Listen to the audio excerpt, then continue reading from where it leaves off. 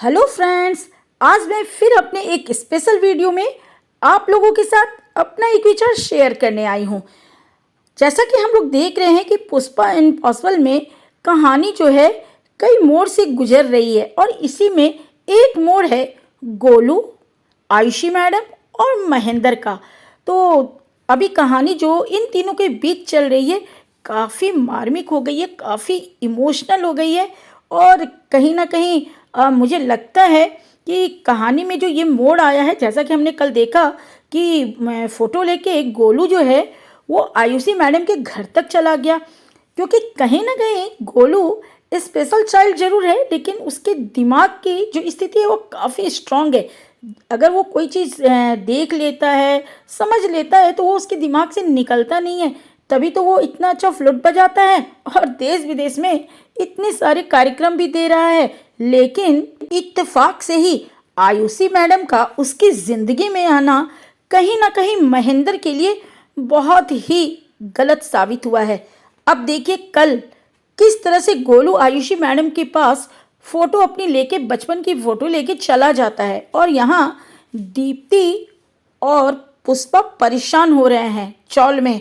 और फिर ट्रैक पे जब वो देखते हैं, ट्रैकिंग करते हैं तो देखते हैं कि गोलू बांद्रा पहुंच गया है। और जब पुष्पा और दीप्ति वहाँ से निकलते हैं, जैसा कि आपने कल के एपिसोड में देखा ही होगा कि आयुषी मैडम के यहाँ गोलू आता है। आयुषी मैडम भी उसे देख के काफ़ी ताज्जुब होता है उनको। फिर वो उसे बताता है कि मैं अकेला आया हूँ, जिस भाषा में भी, क्योंकि उसकी भाषा तो अब आयुषी मैडम भी कहीं ना कहीं समझने लगी हैं। और फिर वो बताता है कि वो फ़ोटो को लेके आया है। फिर आयुषी मैडम उसके पास फ़ोटो देखती हैं और वो मिलाती हैं तो उनको समझ में आ जाता है कि गोलू उनका बेटा है।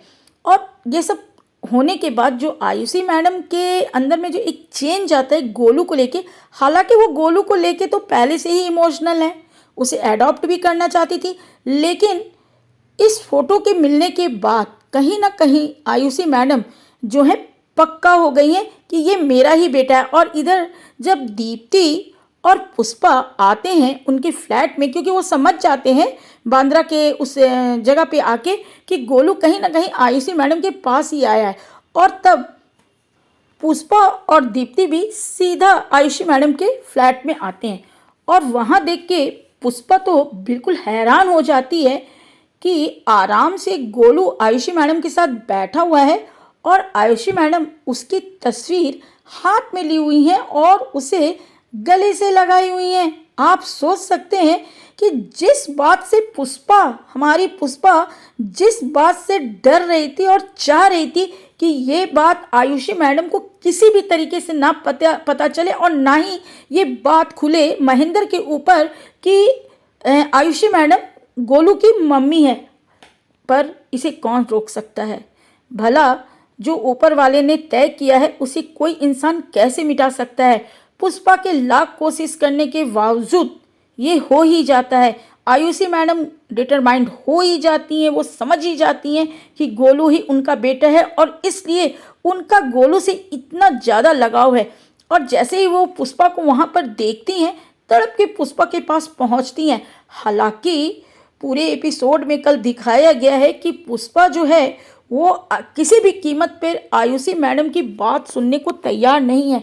और आयुषी मैडम जो कहती हैं कि वो मेरा बेटा है, मैं एक दिन भी इसके याद के बिना नहीं जी पाई हूँ, मेरी मजबूरी थी, मैंने समाज से डर के उसे कर दिया था, लेकिन मुझे उसके बाद भी भगवान ने कोई संतान नहीं दिया और अब मैं गोलू के बिना नहीं जी सकती हूँ। ये सारी बातें वो पुष्पा को बोलती है, लेकिन पुष्पा वो बहुत कठोरता रखती है अपनी आवाज़ में भी, चेहरे पे भी, और वो कहती है कि आपने तो छोड़ दिया था पर महेंद्र ने तो अपनी पूरी जिंदगी इसे पालने में लगा दिया। लेकिन यहाँ पर आयुषी मैडम सिर्फ एक तरफा अपना देख रही हैं कि गोलू मेरा बेटा है और मुझे किसी भी तरीके से मिल जाए। तो फ्रेंड्स, अब यहीं पर मेरा विचार है कि आप क्या चाहते हैं या क्या होना चाहिए। भाई मैं तो नहीं चाहती हूँ कि गोलू आयुषी मैडम को मिले। क्यों भाई मिले? महेंद्र ने अपनी ज़िंदगी में पूरा त्याग किया। वो बेचारा तो अकेला जी रहा था और शायद आगे जाके वो अपना घर बसाता। लेकिन जब गोलू उसे मंदिर की सीढ़ियों पे मिला, गणपति बाबा के मंदिर की सीढ़ियों पे, तो उसने बड़ी ईमानदारी के साथ अपना पूरा जीवन गोलू को पालने में लगा दिया। ऐसा नहीं कि जब बाद में उसे पता चला कि गोलू नॉर्मल चाइल्ड नहीं है बल्कि स्पेशल चाइल्ड है, तो वो किसी अनाथ आश्रम में जाके रख सकता था गोलू को, क्योंकि गोलू उसका अपना बेटा नहीं था।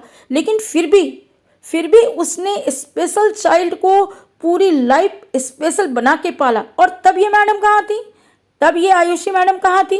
अरे भाई, उन्हें भी तो खोजना चाहिए था कि उनका बच्चा कहाँ चला गया।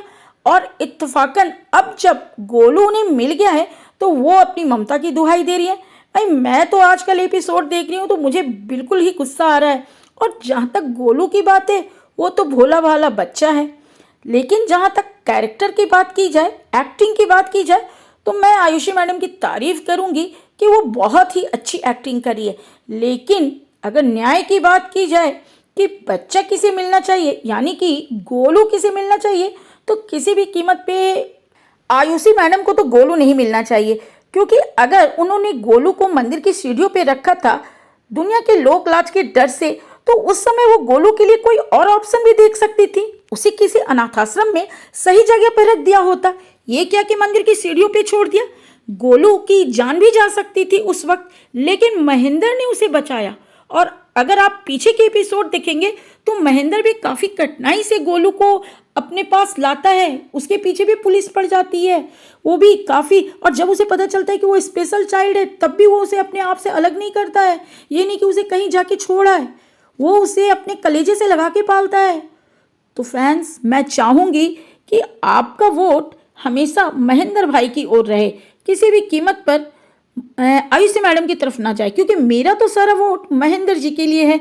मैं चाहूँगी कि आगे के एपिसोड में ऐसा बिल्कुल ना दिखाया जाए कि आयुषी मैडम को बच्चा मिल जाता है, क्योंकि वो तो पावरफुल है, पैसे वाली हैं, उनके पास समाज का पूरा सपोर्ट है, तो वो पक्का लीगल एक्शन भी लेंगी गोलू को पाने के लिए। लेकिन महेंद्र भाई जो हैं वो ये सब नहीं कर पाएंगे। तो यहाँ पे न्याय जो है करना है। और मैं जानती हूँ कि इस सीरियल की जो डायरेक्टर प्रोड्यूसर है वो बड़े ही न्याय प्रिय हैं, तो वो गोलू के साथ भी न्याय करेंगे और महेंद्र जी के साथ भी न्याय करेंगे और आयुषी मैडम के साथ भी न्याय करेंगे।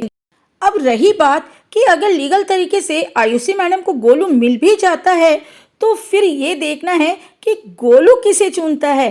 तो मुझे तो पक्का लगता है कि गोलू महेंद्र भाई को ही चुनेगा, यानी कि अपने पापा को।